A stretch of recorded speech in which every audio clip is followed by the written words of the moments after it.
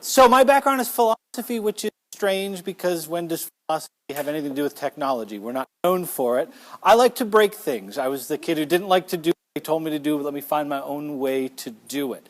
So everything I'm going to talk to you today about is just stuff that I've tried to do. I heard somebody ask if you had my slides, and of course the answer is no. I couldn't give you my slides, and when you see them all, you'll probably understand why, but I am going to record this thing because we can share that with you later so that you can see stuff. Because when you see how my slides work, you're like, yeah, that just doesn't work when you print them. So, by the way, I learned something today. I didn't get it. Did you know you could draw from your phone? Look at that. I didn't even have to get an app to do that. And I love this one too. Look at that. Magic laser pointer.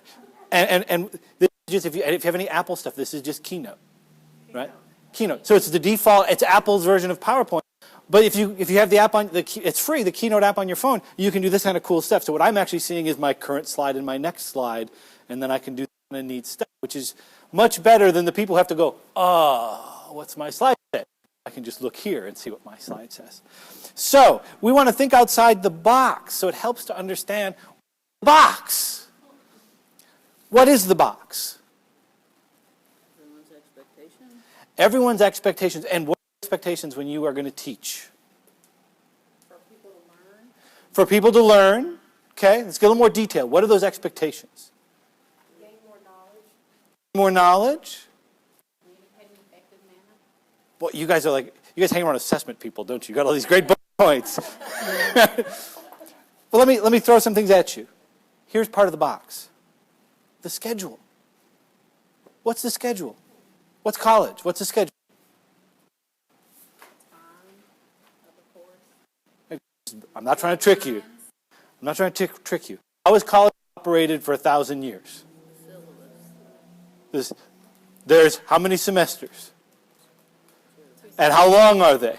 15 weeks. About 14, 15 weeks. One is called fall, one is called spring. There's a break in between, and then there's a long break where everyone goes home to the farm to harvest crops. Right?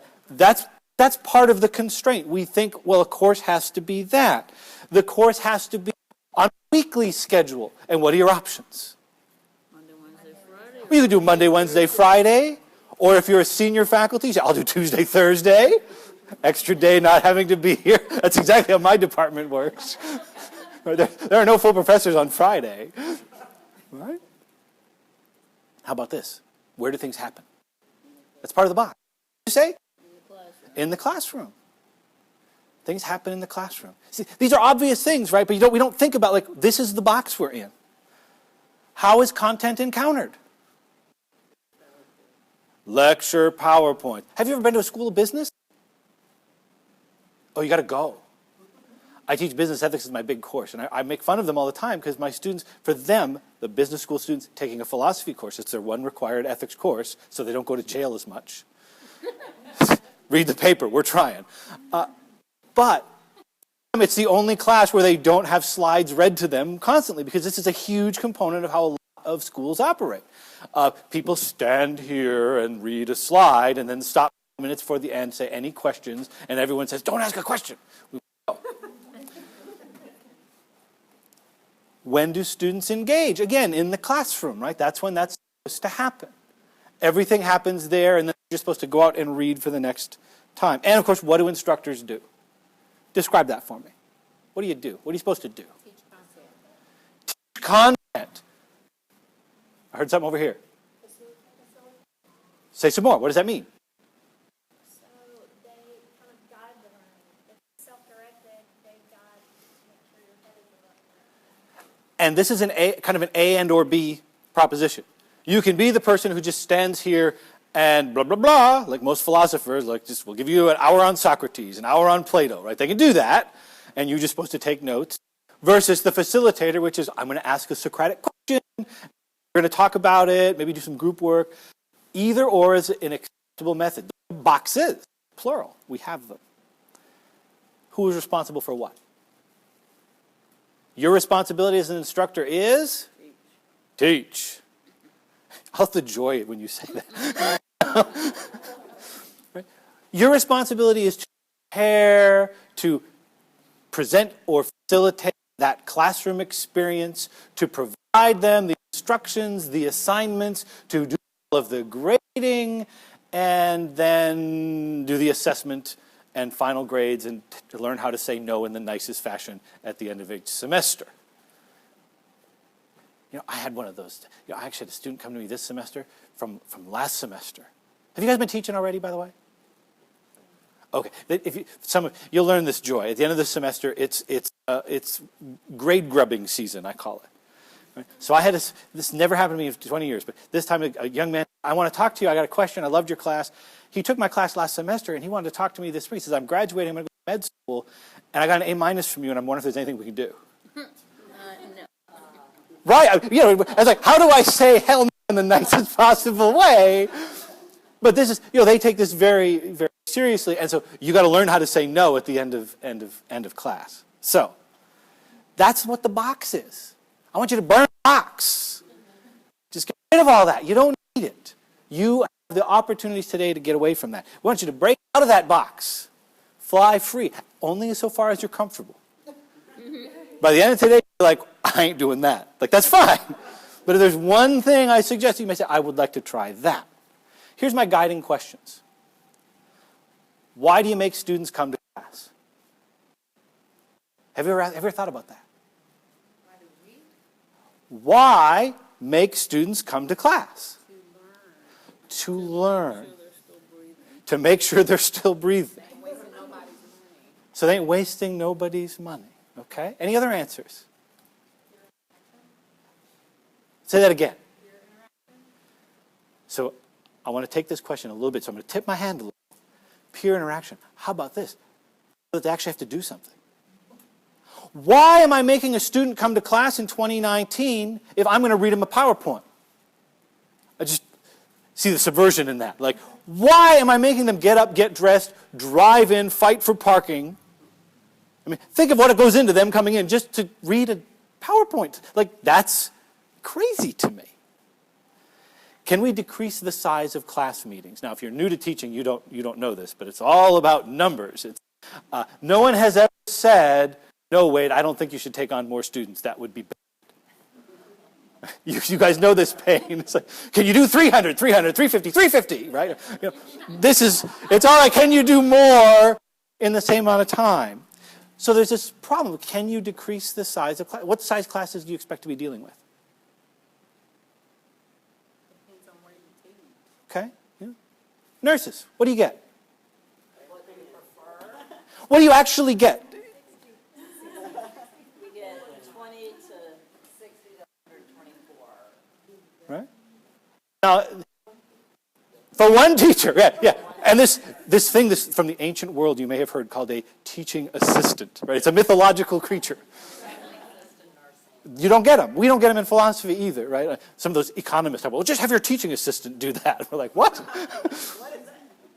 So you need to be aware, like the real numbers that people get. When I went to college, you'd have that occasional giant class, usually your first year, general education.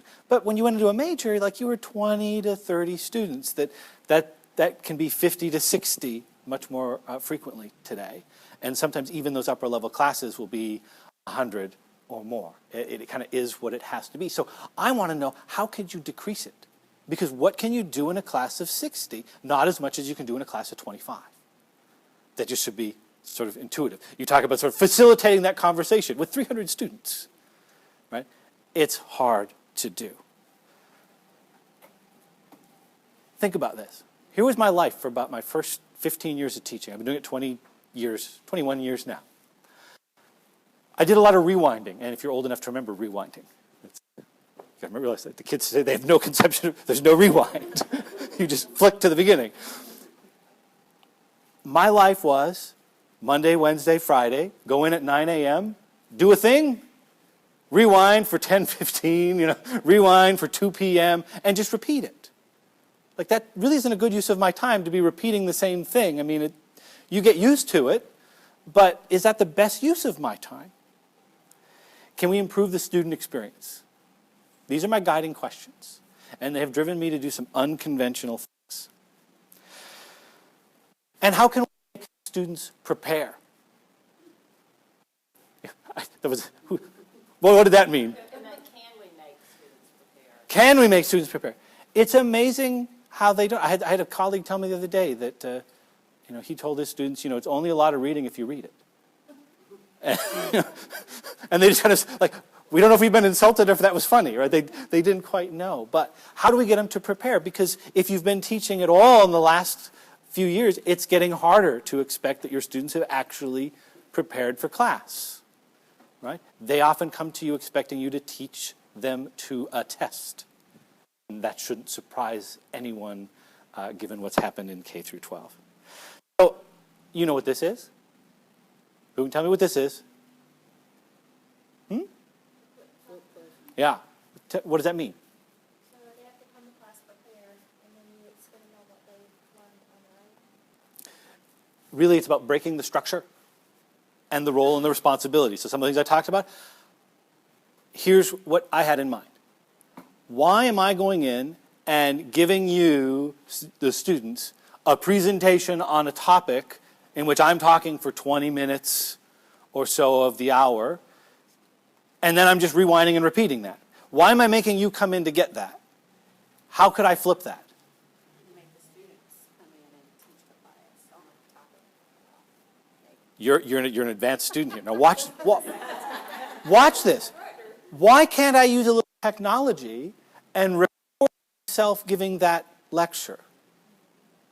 And by the way, if you ever see some of my videos, I'm not that good. It's just when you record yourself, you can record yourself 5 times and just take the best bits and string them. You can be awesome in editing. Just like actors are morons when you watch them deliver their lines in real time. But wow, when you edit them, they look great.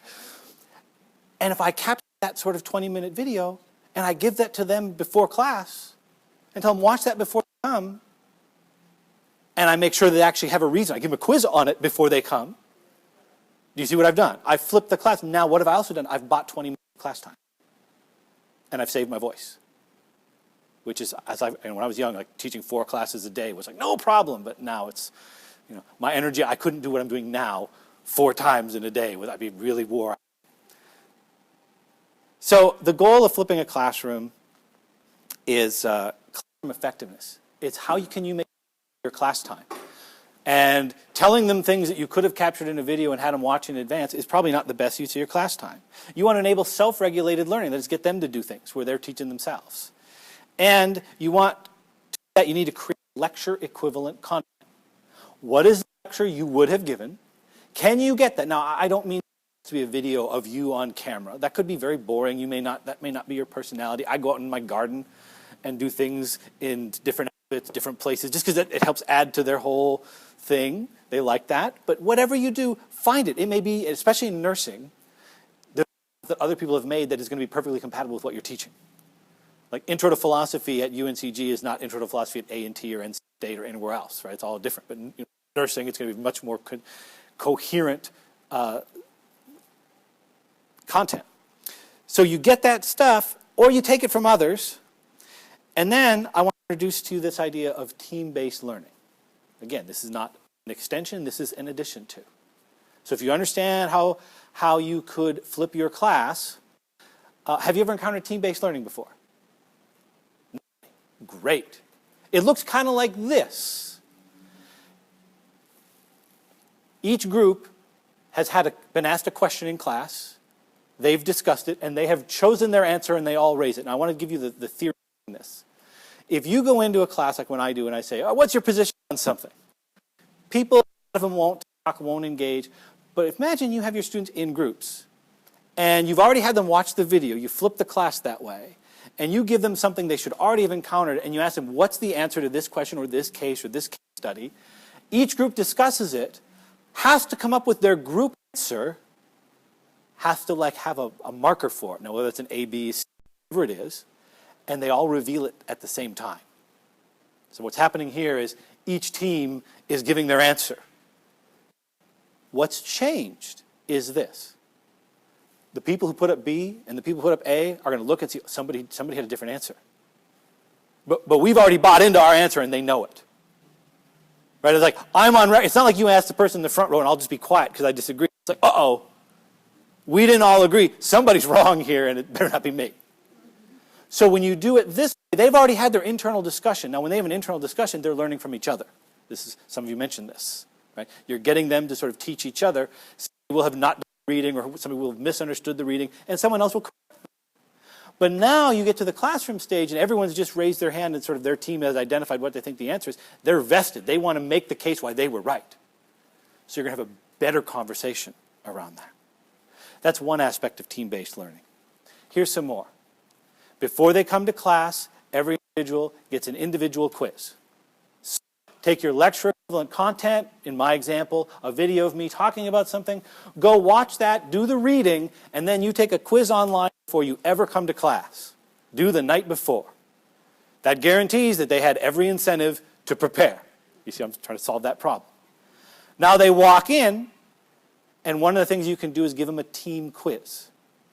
Now here's a quiz basically covering the same content you took as an individual, but now the team is taking it. Which means they're going to be teaching each other, and that when they have disagreements internally, somebody is educating somebody who didn't get it. Also notice they're re-getting the same content. That's a repeated exposure that helps them remember. And in addition, think of progressive class team activities. I caught a little bit of the last presentation, and I got a sense of this kind of happening. Now, my example is a business ethics example, but rather than me having to lecture in class, I could use that class time to say, in your team, one class, you're going to just select what kind of business your team wants to be. Another class, you're going to identify the ethical issues that you chose last week is likely to encounter in the course of their doing business. Because in the business world, if you're a cable company, that's very different than an auto shop, than an oil company, etc. Then, what are the policies that your organization would need to have to address those things? Whoop. I was answering my question when I didn't ask it. But the idea being that each class, their team is building on something they did before. This is certainly something I think that would be very applicable to nursing. Now I want to go to that team quiz. This is an if-at form. You ever seen this? It's like gambling. They love it.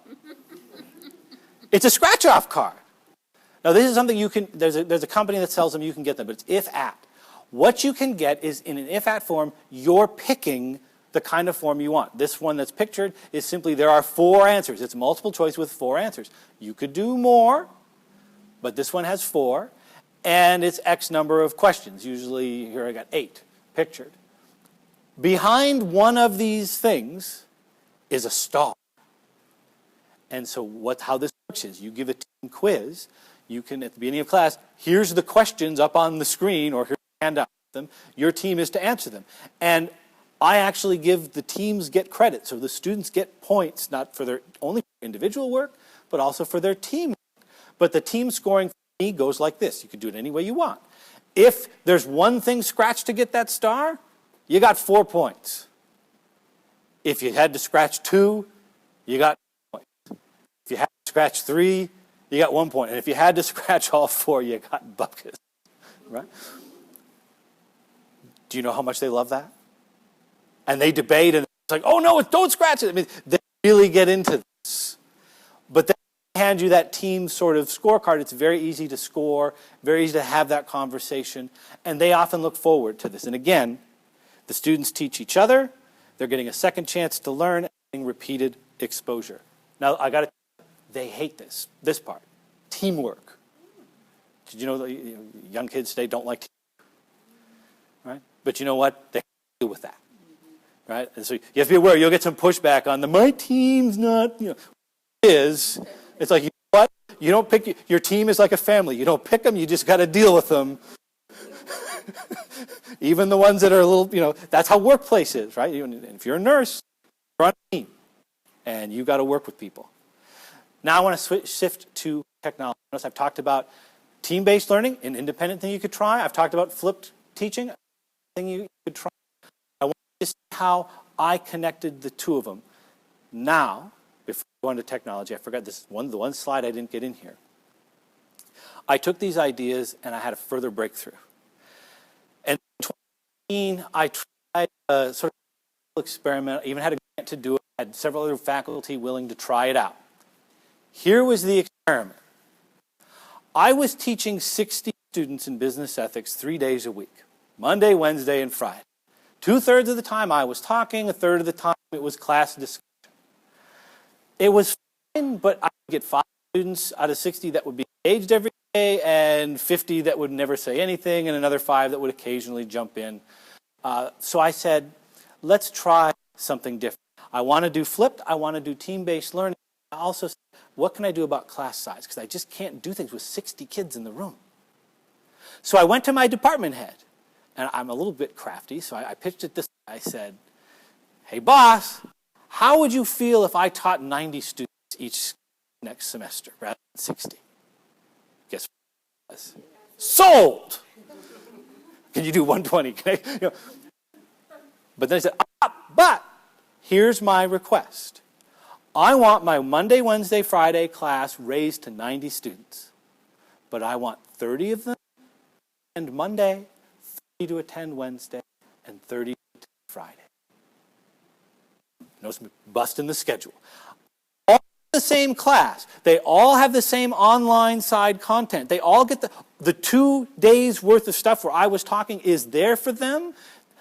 But now I have 30 students in the room. That's 5 teams of 6 or 6 teams of 5. Very manageable. We can do the team-based learning. Have them. They're coming in to listen to me. They're coming in to do something. They have a reason to be there. You've seen how I'm crossing these boxes off with this. What's it doing for them? They've got 2 extra free hours. That's 2 days they don't have to be there for that class. They love that part. But they still have work to do, and they're doing that work. What does it mean for me? Because here is the thing. When I did this grant, I wanted to know did the students do well, as well or better? Did the students like it as well or better? And what did it do to the faculty workload? Because faculty workload matters. Don't get burned out. We've seen plenty of people burn out, haven't we? Yeah. And what I found was, 5 of us went in on this, and the students preferred the model to the regular model. Right? The student performance improved slightly. Not a ton, but it improved slightly. Now, of course, I expected, we're breaking a whole bunch of stuff. Something should go wrong, right? It didn't go wrong. And the faculty workload was as follows. This was a hell of a lot of work to do. Because you're totally rethinking your class. But here was the secret. None of us wanted to tell department heads. But I just took 3 preps a week. And what did I turn it into? 1. Rather than say, I have 42 class meetings I need to be preparing for, I just needed 14 or 15 experiences for them to do in the classroom. And rather than me putting out this high-energy presentation, they're doing most of the work in the classroom. I'm just facilitating it. It was a great couple of years when I ran my class this way. And everybody. Anyway, I'll stop there with that. Just say, think about these. And you guys have done some of this. Yeah, I think they're doing it in Paso. Liz doing it in Paso. Yeah, Liz. So this is on with some other faculty who've been trying it out because they said, look, it works for them. It's more up front. I mean, creating your videos or getting your course content, that's preparing. But a little bit of preparation can really reduce your daily maintenance that you need to do with things. And this helps convert your role as a faculty member from just constantly rewinding and repeating your presentations and more of a content manager. How can I look at my course and make sure my course and my activities are good? And you'll spend more time tweaking those than just presenting. Let's talk technology.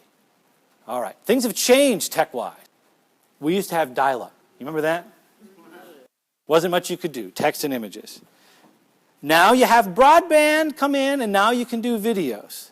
But now, what I want you to know is you have interactive software, the ability to create learning objects, decision trees, do video conferencing. You can do things today with technology that just people couldn't conceive of. Now, my big point. A lot of people go and do online stuff, and I'm sorry you don't have the audio for this, but you go from, if you remember this guy, Bueller, right? They managed to turn that experience into this experience where there's no difference. And so my thing is, like, don't do that. You need to find a way to make it interesting. Video. The worst video you can make is you at your desk in front of a bookshelf. And guess what every faculty member thinks to do? What's profession?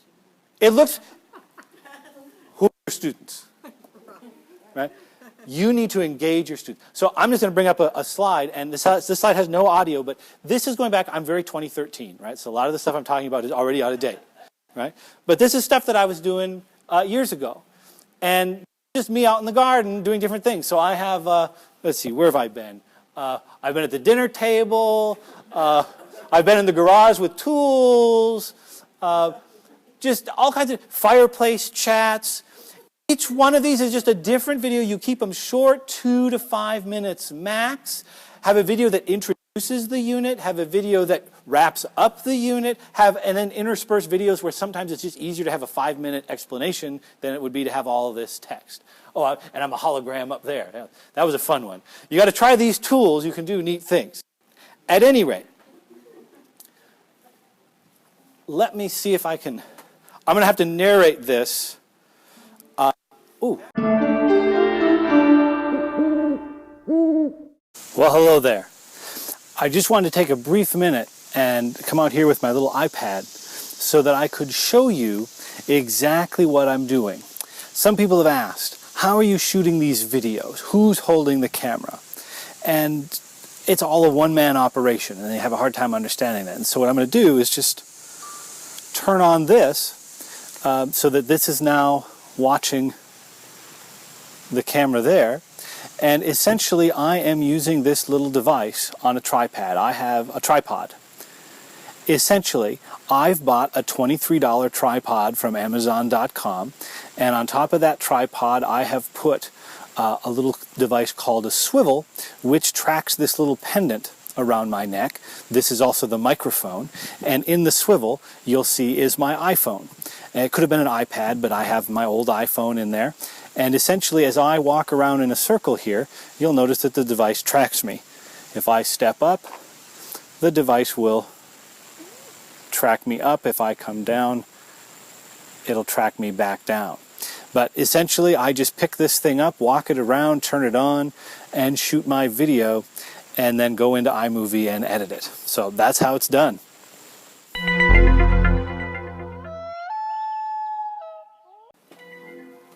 And there's my toy right there. That's the best 2013 had to offer. You can do much better now. I mean, they have drones you can control like a Jedi with your hand, and that's no joke. I mean, like that will make it land, and you just all kinds of cool stuff. But when you think of when you I have watched in the classroom where my students are doing their team-based learning, and you say, oh, why are you dressing up in a bright shirt and going out in different garden places? I have watched them where they've even mimicked my motions and said, no, by the Buddha statue in the orange shirt. And they're like, yeah, okay. It's just like when you hear a song from the 80s and it takes you back to somewhere you haven't been. It's this association stuff. It works for education. So when you're making videos, put yourself or in your video in a time and a place that the students are going to help remember through association. That's one way to shoot it. There's other ways, but this is a useful one. But one of the biggest things here is the microphone, which is what this is here. When I first started doing videos, I would balance my phone on a ladder and then hit record and then run around and try to remember where I should stand. And then have to go really loud and then you'll be quiet when I was close. And it's horrible. So get something with a microphone and then it's really easy. You can move around. Much more interesting. Be a ham. Don't be afraid of that. This is my love and friendship course introduction.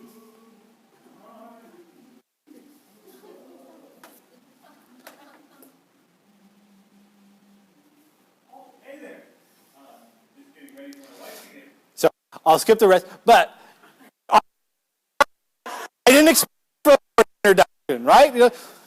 But whatever your course is, find some introduction that says, like, bam, it grabs you. Hey, that I get a sense of who that person is, especially if you ever teach online. Teaching online is like being tech support that people treat on the phone. They're not very nice to you unless they know who you are. And you get this Tom Hanks effect where like you'll be in the store and people are like, hey, teacher, and you're like, well, I don't know you, dude. It matters. So put videos of yourself really helps humanize that relationship. It's fun. Try some neat effects. Here's one with a green screen. It looks like I'm at the beach. I'm not. I'm in my office. Right? Now, how do you do that? Here's a quick demo video of how to do some things on your Mac. First of all, if you have QuickTime and you come down here to QuickTime Player and open it up, you can come to this menu here where it says File, and you see where it says New Screen Recording. If you do that, that's how you get to be able to do what I'm doing right now, capturing my screen while it's recording my audio over the top. But if you want to try the green screen effect and you've got a Mac, this little thing here called Photo Booth is fabulous on the Mac. It doesn't do it on iPad, but on the Mac version, and excuse me, the picture you're about to see is going to be a little scary. I'm not dressed for this. But, oh, there I am. And it's actually recording my screen now, recording me over the camera. But if you go here, and then you come over and, first of all, you change it from picture to video icon, so it's going to record video, and then you click on Effects, and then you see all these different effects, and I love the Love Struck one. That's a good one there. But if you go all the way to the second to last one, you get these. Now the last one, actually, this would allow you to take any video you have that you've taken on vacation or photo or anything, just drop it in there and then use it. But I'll just go with these nice Apple supplied ones here. Now watch how easy this is. Let's do the fish tank. I'm going to click the fish tank. My screen asks me to step out of the frame. Whoops, I didn't step out of the frame. So let's try that again. So when I click the fish, it's going to ask me at the bottom of the screen to please step out of the frame. And the only trick to this is you have to use a background solid color. And I'm going to step out of the frame, and then you watch what happens. It's just an ordinary wall.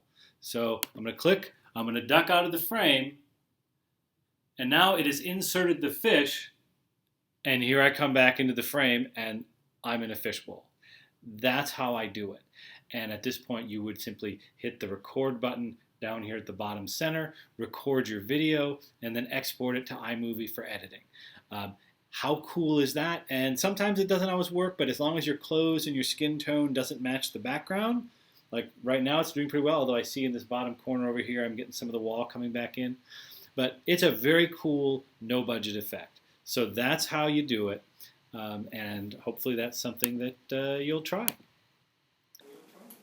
Now notice the other thing I was doing is I was actually having it record my screen while I was doing that. But that screen recording itself is a phenomenal teaching tool. So if you and you can do this stuff on PC, it's just you may have to buy software. All this Apple stuff I'm showing you is just like what you can do default, because that's what I have and I'm cheap, so I just use what I get from the university. But when you do a screen recording, you can narrate audio. So if you want to use PowerPoints and do these complex audio narrations, you could just bring up your slideshow and just talk your way through, and you get that same effect.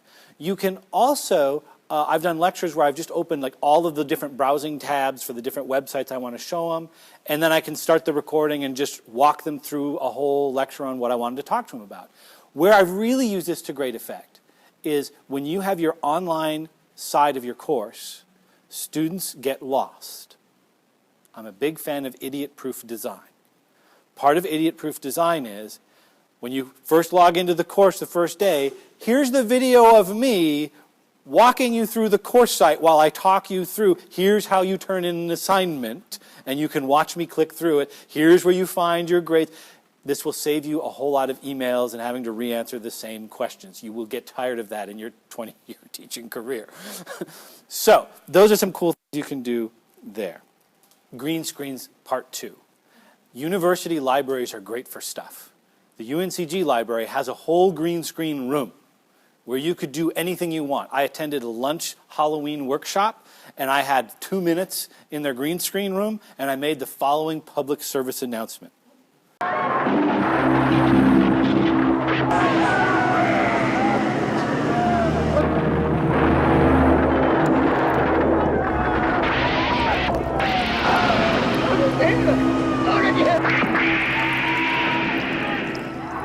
Third frame. All right, get moving, fast you can.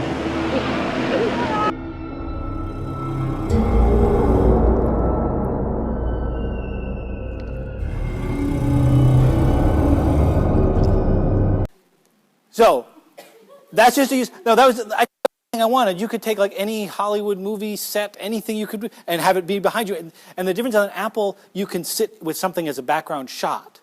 But with a green screen room, like you can actually then walk around in it. Really could be cool stuff. Now, you guys use iPhones? Okay, you got the new one? Okay, they have this thing called Animoji, so kids can like text stuff. It's totally silly, but I misused it. So I made an Animoji, and then I texted it to myself, saved it as a video, and then I can use the following thing, and I can even put it in the bottom right corner of my slide presentation rather than show my ugly mug. But here's an example. Hi.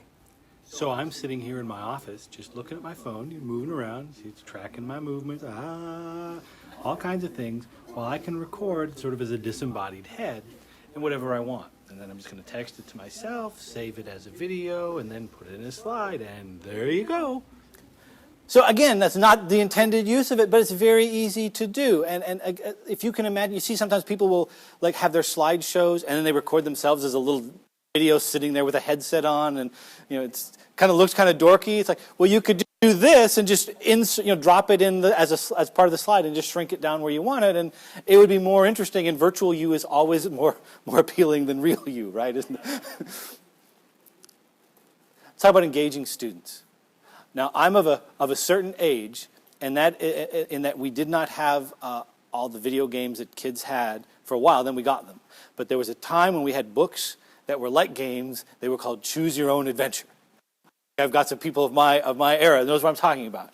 And I had a problem, and the problem was I want to give my online students a classroom-like experience, right? I wanted to get the sort of back and forth, asking questions, dialogue online. So I created some interactive exercises using video and text, but strung together as a decision tree. So I'll just show you part of this one. This was the original. This is very 2006. Okay. So when I'm talking about these interactive exercises, this is the original one, and this was done in a weekend, written by a day with the help of DCL, and this is just an example of the sort of thing that can be done today. And here the students are being asked an ethical dilemma, and they have to make a decision, and we have this little animated guy up here who reacts to what they said. You are in charge of a transplantation program at the city hospital. Typically, there are many. And we'll just continue on there, but you get the idea that there's an ethical dilemma, and the students get to make choices, and the choices that they make will now determine have an who impact. ethically ought to receive the transplant through a process of elimination. Select the person who should not receive the transplant. So the pedagogy here is that you've got to make choices, right, which is more engaging than just simply discussing it, and you actually, in this case, decide who will and who will not get a transplant. And the way it's done here is it's by a process of elimination. And so I get sort of a counter argument as to why that person shouldn't be eliminated. So the students get to encounter a whole lot of course material and ideas, but in this threaded interactive exercise where they're making decisions and then living with the consequences of those decisions. So that was the original virtual philosopher. Later I went to a slightly different model, and I'll play this, but I'll mute the sound. But here you basically involves video of me doing what I do with text for ADA compliance, and then of course there's these options down here. So in particular one, I'm using an analogy where I'm actually in the kitchen baking cookies, and over the course of this, and you can view this on my website, but the idea is you can do video on location anywhere you want, and in the end I end up asking this question, and these students have 4 options. And whichever option they click takes them to the next video of me addressing that response and then giving them follow-up questions where they can answer differently each time they go through. So that's the Virtual Philosopher series. And as it sort of evolved, these were the original prototypes years ago. Nowadays, of course, with YouTube and other things, you can create these without the wonderful support of DCL. If you can get them, use them. But if you don't have them, this is something that can be done in something as easy as Google Forms and YouTube. But later, I created a different kind of interactive exercise, and this one is the Ad Man. And the idea here is it's a case study, but you'll see here I was able to program in. This is a little more complicated software. But this one, the students are going to play an advertising executive for business ethics, and they actually have money and they can track their sales changes. And here it's just text and cheesy graphics, but I supply all the audio. I'm sure you're real tired of me showing up and transferring you around. So there's the boss, and he's welcoming you to this scenario, and Everywhere you go, you'll run into people. So Hello there. I'm Lucy Sky, Senior VP in charge. so of here's somebody management presenting for an, Nationwide an, Trust. an ethical dilemma, and the student gets to make choices. And each time they make choices, here different options appear. And what I've actually done is taking 7 different advertising cases and threaded them into one sort of narrative where the student plays the executive trying to increase their sales. Uh-oh, it's going into the negatives. And so they really, rather than just reading cases, they feel the actual pressure of people in the business world would, and how that implicates impacts the way they make decisions that might be obvious on the outside, but when you're in that environment and in that pressure, it seems so convincing. So that's the virtual philosopher and virtual executive in a nutshell.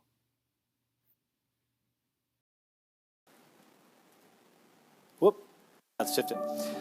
This is a different one. Students are asked questions, video. At the end of the video, they get a question. There's the options there. When they click the option, it takes them to a video where I know which answer they gave, and it's me following up. I'm here in the kitchen planning on making some cookies for my lovely wife when she comes home. I'm going to mute that. I'm going to explain this concept a little more.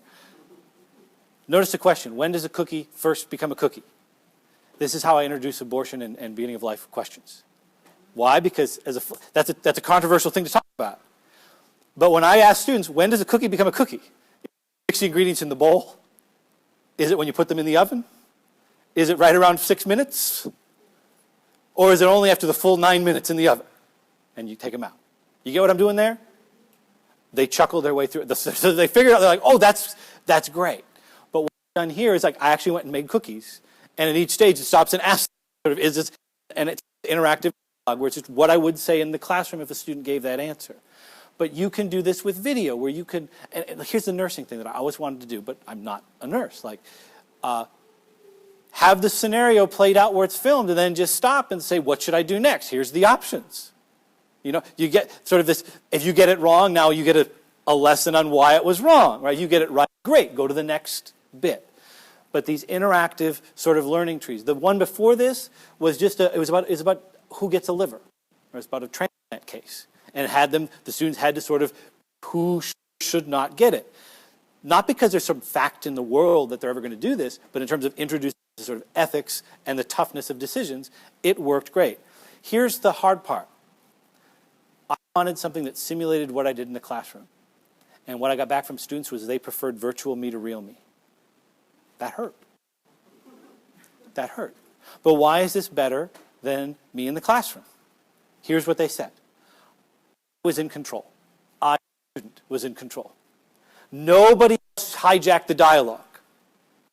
2, no one knew what answer I picked. I would never have said that in class. But because it's me at a computer, I'll click that because that's what I believe. Right? I would have been deterred in a public forum. 3, I could try different things. This was huge. I didn't think of this when I developed these. I went back and tried different answers. In other words, in the classroom, there's one conversation thread. And at the end of the time, there's so much we leave unsaid. But with something like this, students are actually going back. I want to know what you would have said if I would have picked a different answer. Which means the student is actually getting more content than they would have gotten in class. And so when I made these for the online kids, I actually give them to the classroom kids too, and just build them in as part of the course. And it works very well. Now, this stuff I was doing, I needed help with because this was 2006 and so forth. Technology was hard. This last one you could do today. I thought I'd show you one last game, and if I were doing something today, I would be using Google tools because they're so much easier. There's no programming, no software, and so I made up a quick little game, virtual office hours in 10 minutes. This is just a proof of concept. We've seen Google Forms where it's like a quiz or something. This is a little different, and I'm just using Google features which people can show you at the Power Up workshop. So this is my office, and as you can see, Google Forms allows you to put images. So there's me, and it says, "Welcome to my office. How can I help you today?" Do I have a question about content? No, I see. I want to ask about my grade. That's most important here to me. I click there, and it's like, "Oh, well, what about your grade? Can I help you with?" And 2 points short of an A. Is there anything I can do? Yeah, that's me. Let's click there, and let's see what kind of answer I get. And oh, there's the video. What's that? No. No. Mm-mm. Mm-mm. No. No. No. No. No. No. Hell no. No. No. Now, obviously, that wouldn't be my No.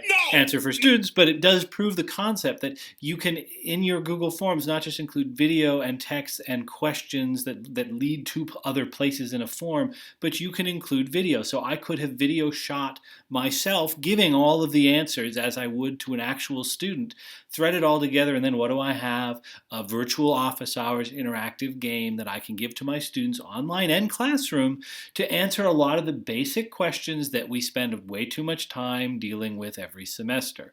But again, this could have been done using course content. This is just a very easy way of presenting everything. A study guide could be done this way, and you don't have to use video, but you could. So just another cool way of using games right there in Google Forms, something worth checking out. Here's the trick to that. If you've ever used Google Forms, you put in questions and you put in more questions. But there's a space, an option, because what do? I just say, oh, what's that do? And I click it, and then, oh, that does something I didn't. There's one that says, to based on answer. So when your first question, if you say answer A goes to question 3 and answer B goes to question 4, it's only going to present them one question, and it becomes a choose your own adventure. And then you say, do I just want it to be text? Do I want it to be pictures? Do I want it to be video? And you just let your creativity flow on what you would build or design with that. So, I've covered a bunch of stuff. Don't be these guys. They're right down the hall from me.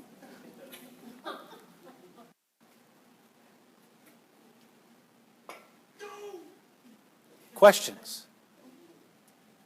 Yes.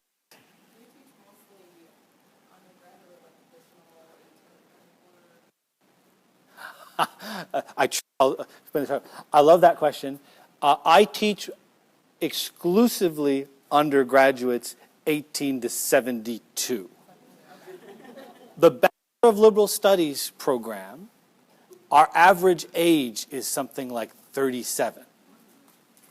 Because we're UNCG's first fully online program with the arts, humanities, social sciences. So the stereotype, if you took sort of a class photo of all of our students, and you can't because they exist all over the world, say there's a lot of moms in there.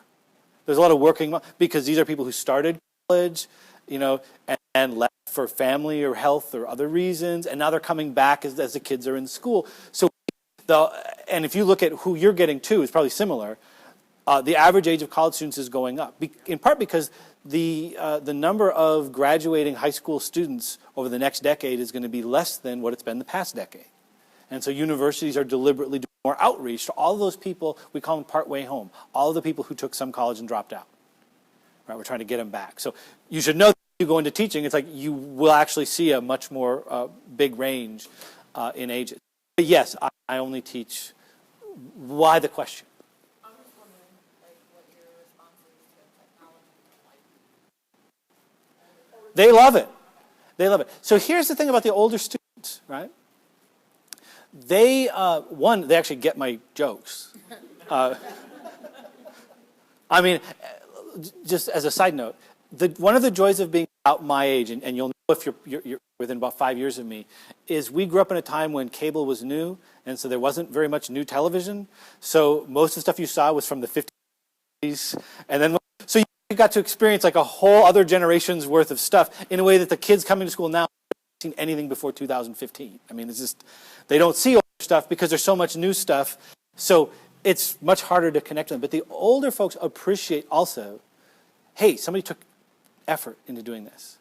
You went and made a video, faculty post PowerPoints.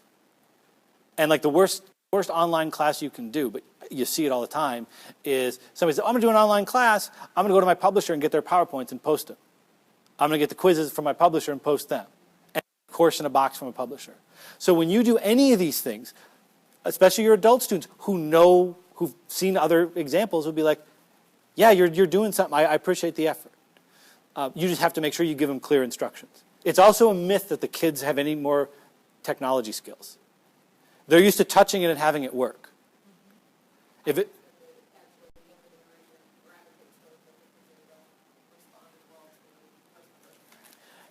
you can't get them without it, right? But they are no better at figuring things out. I mean, one of my favorite examples is when we have a projector in the classroom, and I would do attendance where the students had to come in, and I would project the attendance chart, and they would go to the computer and just click themselves in, and it would change the color from red or green. But it was projected so everybody could see it. And about 2 years ago, it started happening where students would walk in and do this. They just expected it to work, and then just seemed stunned when I'm like, use the keyboard. And, Other questions? When matching students up into your group, your team-based learning, Yes. how do you match the students up? Random. Random. Don't let them choose their own groups. You cannot let them choose their own groups. I mean, all kinds of bad things happen, and it's not predictable. Sometimes you get groups where like, wow, you really chose a great group. And other times, throw one example out. This is a sorority group, isn't it? Like you just get people sort of form their own little group, and because they miss something. They miss a lot, actually, when they're sitting with their friends or just people like them. Like, random is good. Random is good. What about like by grades? I know we've done things in the past where we have like the higher students and the lower students and combine them that way. Everybody's got the same diversity. You know, so let me. I should walk my answer back. I do it random. I don't let them choose. That's not to say that if you have a reason to manufacture a group for a particular way, then go for it. What I get is a whole bunch of names, and I just randomly drop them in. But yeah, there can be all kinds of reasons. So, for example, it might help me if I did business ethics, and I said I want the economists, or if you're a supply chain, or if you're tourism. Maybe there's reasons why you should be people who are studying something like you, but there's reasons I want to make sure one of each of those people is at each table. So find what works best for what you're trying to do. Yes? What seem to be your largest barriers that you've encountered with like students using, going through a classroom? Let's see. So there's different. So start with the question you asked me on a flipped classroom. Some students just will not have any self. What do you say? No self-direction, no time management. I was going to blend all those together. Some of them just won't do it. I mean, I just had a student trying to appeal a class they failed with me. They actually completed the entire class at 40%. And there's offices trying to appeal for some reason. And I said, my class is pretty much unfailable if you do everything. I don't know, sometimes some people they don't contact me, they don't do things. I don't know how to fix that. So that's one kind of barrier you get. You get resistance to flip classes. Here's what you'll get. Teams. Deal with it. Right? Life is about teams. I didn't pick my family. I didn't pick my team. I didn't pick my sure as hell didn't pick my colleagues in my department. Right? I didn't pick my administrative overlords. I mean, life is about just sort of dealing with what you get, right? Here's the other. And this one, you have to know this one, and you have to be prepared to just resist it. It's I paid for a class where you would teach me. I didn't pay to teach myself or have some other student teach me. And what you have to know is but the further, this is not new stuff. So upper administrators, they get this. It's that's just no. These are perfectly good teaching methods. But some of them hate it because you're making them do something. Because students are great, right? We demand the university provide us X, Y, and Z and lower our tuition. You can't do both of these things. We demand that you provide interesting, engaging, and not just stand up there and lecture, but don't expect us to do anything. You'll get that. That everybody who does team-based learning or flipped classroom will get some pushback. You're not doing your job. You should never be afraid of what your colleagues are doing, but you have people that will help walk you through it. The other challenge I've had is people in administration that don't understand. So, for example, the first time I tried to split my class of 90 into 30, 30, and 30, the registrar's office came back and said, because that meant that I'm teaching 4 classes, but they're subdivided 3 ways. It looks like I'm teaching 12 classes. That's not legal. And they said, you can't do that. And eventually had to go get somebody wise enough to say, look, guys, call it an online class with a lab. And that's what they did. And now, of course, they understand it. But when you do something different, you'll get people like, I don't know what's going on there. But so what? You do this stuff, it has big rewards. And one of the biggest rewards for me is you make this stuff and you get it out. You don't have to remake it. It's there. And for the rest of your career, it's like you have something that's sort of cool and innovative. And the most amazing thing to me is this. I'm half dead, as I like to say. I'm at that point in my life where it's like you look that way, like, boy, half of it's back there, maybe half of it's left. I would have thought one of these young faculty would come in and just blow me away with all their technology skills. Yet Yolanda still invites me to do this. So but it's amazing. You hire younger, you might think that they're going to be all this innovative, and it's not the case. They're no more likely to be innovative on technology stuff than anybody else. So it's worth doing because, you may be the only one doing it and may put you out front and in the lead, and it gets you noticed for things. Other questions? Concerns? What do you want to try? Yes?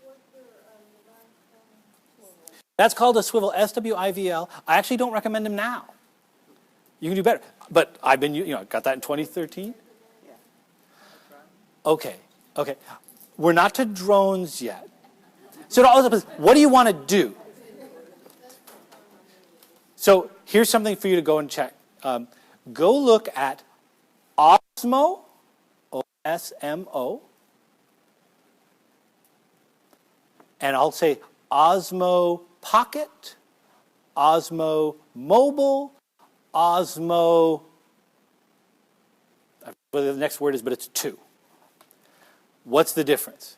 One of them is simply a thing you hold that is a 3-axis gimbal that you put your phone in, and then you can do all of this and your phone doesn't move. Right? So it's keeping your phone stable. It also has something called face track, where you touch your face on the little thing and then it'll actually turn to keep your face in there. So you can do you could use that to go walk around, whatever you're doing, and that would be cool. I have one of my colleagues who's going some strange place in Europe, and I told her, you need to take this so you can film yourself in the streets of wherever talking about your stuff. If you teach French and you're going to France, this is something you should be able to do. Stand in front, you'll do a 2-minute thing about a structure. That's cool. Osmo Pocket does all that stuff, but it's about this big, and it doesn't require a phone. And what was the other one I said? Mobile, something too. Yeah.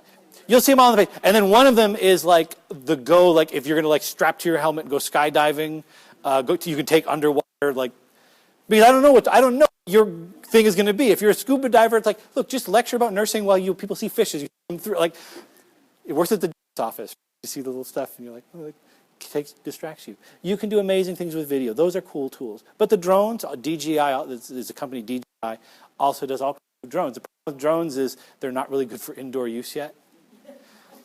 And it's at UNCG, we're not allowed to use them yet.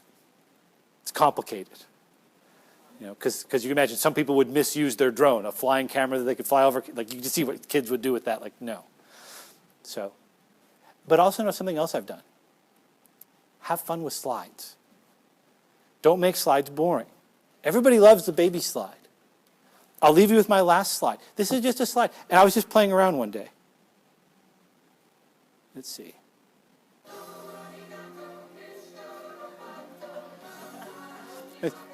Complete with dancing Minerva.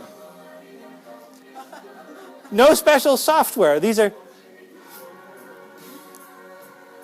How do I do that?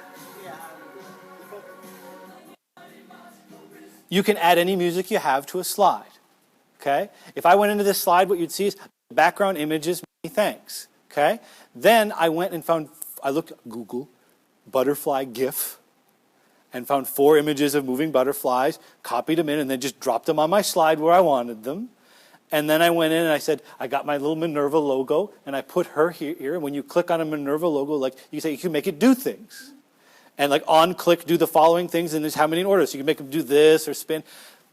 By the way, the other joy of that, when you're doing slides and you have like an icon, you can actually have one of the times you click it, make the icon wiggle, and then you know when you've reached the end of your slide.